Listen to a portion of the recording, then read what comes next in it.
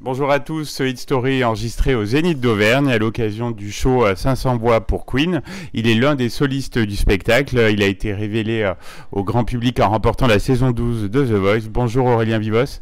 Et bonjour, je suis content d'être là. On est content aussi Aurélien. Alors parmi les titres de votre EP De l'ombre à la lumière, j'ai choisi un titre de circonstance, The Show Must Go On. Que représente ce titre pour vous ?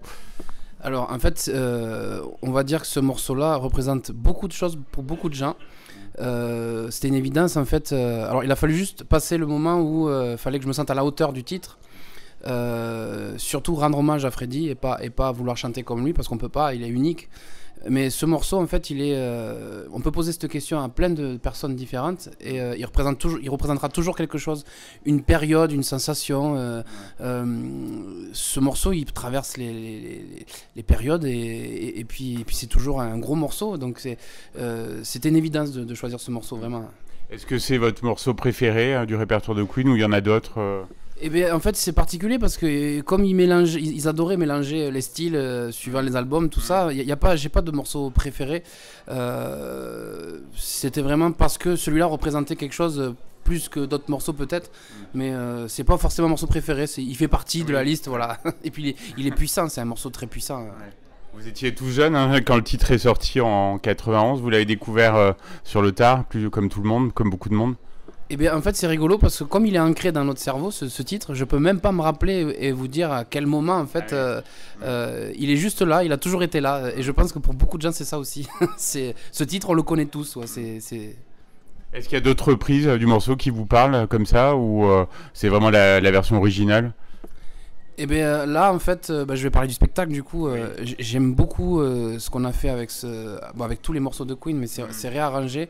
Alors forcément moi je la chante pas la même tonalité que lui, parce que de toute façon c'était un extraterrestre ce mec déjà, donc il avait un truc particulier. Mais on a réarrangé, il y a des sons de cordes et tout ça, et puis les choristes quoi. C'est juste fabuleux. À un moment donné, il y a un couplet, les choristes ils font juste un A comme ça. On dirait que le truc il prend de la puissance, mais c'est fou quoi. Et donc là j'ai envie de parler de cette reprise là parce que voilà, c'est le spectacle, c'est les 500 voix qui mettent en avant, c'est génial quoi. Et comment vous avez travaillé pour la version de l'EP ? En fait, vous étiez bien entouré pour ce morceau et puis les autres de l'EP ? Et bien il fallait sortir un EP vite après ma victoire parce qu'il fallait que j'ai l'actualité, tout ça. Et il était question, est-ce qu'on fait des reprises, est-ce qu'on fait des compos. Moi je voulais faire des compos, on n'avait pas le temps. Donc il fallait quand même être logique sur l'actualité, c'est-à-dire mon spectacle de l'ombre à la lumière et puis ce super spectacle de 500 voix pour Queen. Et c'est une évidence pour moi de le mettre. Et puis en même temps, j'adore le rock, tout ça. Et je pouvais mettre en valeur mon côté, le côté de ma voix puissante et rock sur ce titre-là. Donc c'est pour ça aussi. Donc après il y a Théo, Théo qui est là au piano, pardon.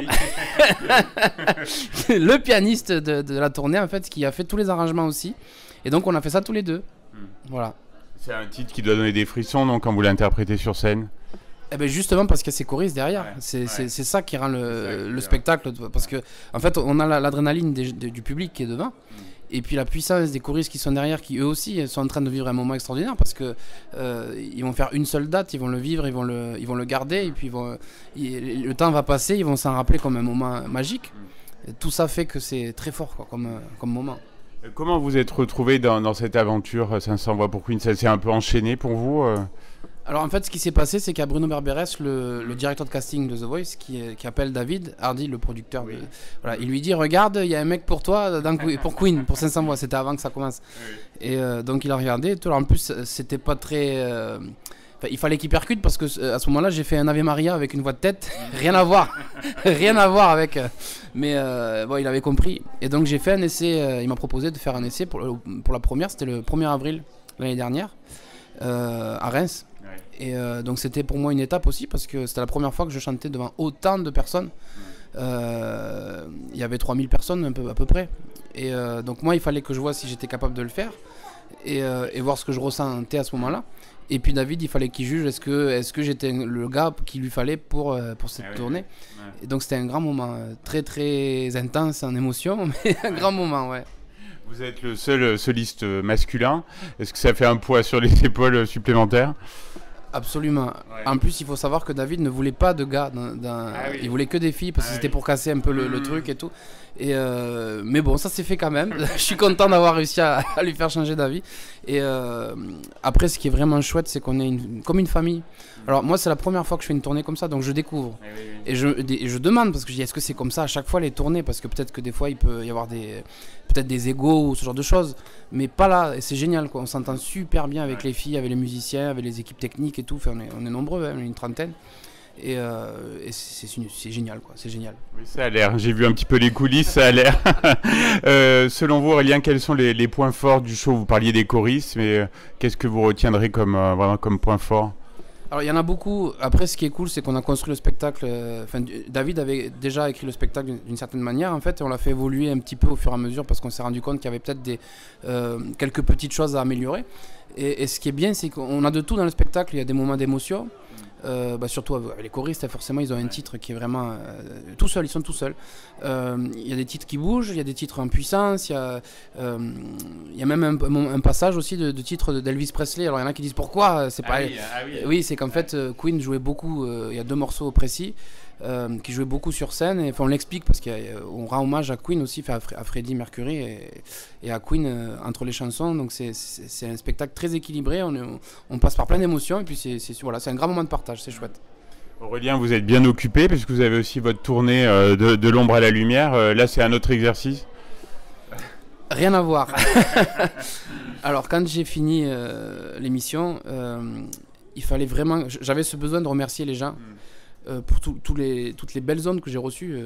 Et la seule manière de pouvoir le faire, c'était d'y aller, quoi, d'aller faire des concerts. Sauf que j'ai pas de chansons, pour l'instant. Oui. Ouais. Voilà. Donc là, j'en ai, mais l'album n'est pas sorti, donc je peux pas encore les faire. Mais donc en fait, on a monté un spectacle où je montre un peu l'étendue de ma voix. Donc on va passer par du classique avec cette voix de Castra, puis de haute conte, pardon, il faut dire comme ça. Oui. Après ma voix lyrique aussi, puis on va voir rock. Enfin, à un moment donné, il y a du AC/DC, quoi. On passe par plusieurs. Et c'est vraiment, c'est pas du karaoké. J'essaye d'amener. De montrer un peu mes voix et puis de raconter des histoires entre les chansons. C'est un chouette moment. Alors je crois que vous ne serez pas exactement en Auvergne, mais j'ai vu le 10 mai à Tulle, voilà, c'est pas très loin pour nos auditeurs, voilà, qui voudraient venir vous voir. Je crois que vous avez dit que l'expérience The Voice avait été brutale, mais dans le bon sens du terme. Ça a complètement changé votre vie au final.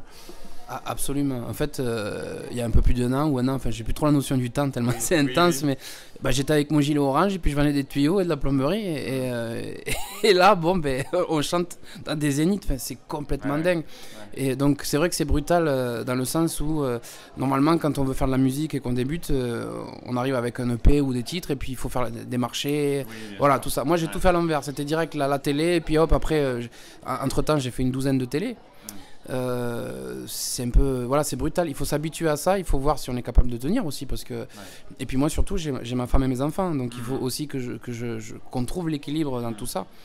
Mais en même temps, je me dis, des fois ça dure peut-être quelques années, 1 an, 2 ans, 3 ans. Et si ça va pas fonctionner, ça fonctionne pas. Donc il faut que je me prépare aussi.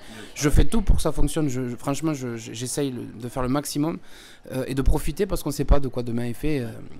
Donc je vais pas avoir de regrets après. Et là, c'est vrai que j'en profite à 100% et c'est un régal. Vous avez raison, Aurélien. Dernière question, vous parlez beaucoup de scènes, mais vous parlez aussi d'albums. Est-ce que vous avez des dates ou c'est encore un peu flou? Alors là, la première étape, c'est de déterminer le single parce que j'ai beaucoup de titres et je vais encore en avoir d'autres là. J'ai beaucoup de titres et donc le single, je suis pas encore sûr de la date, mais normalement il est censé sortir 1 semaine ou 15 jours avant la demi-finale de The Voice.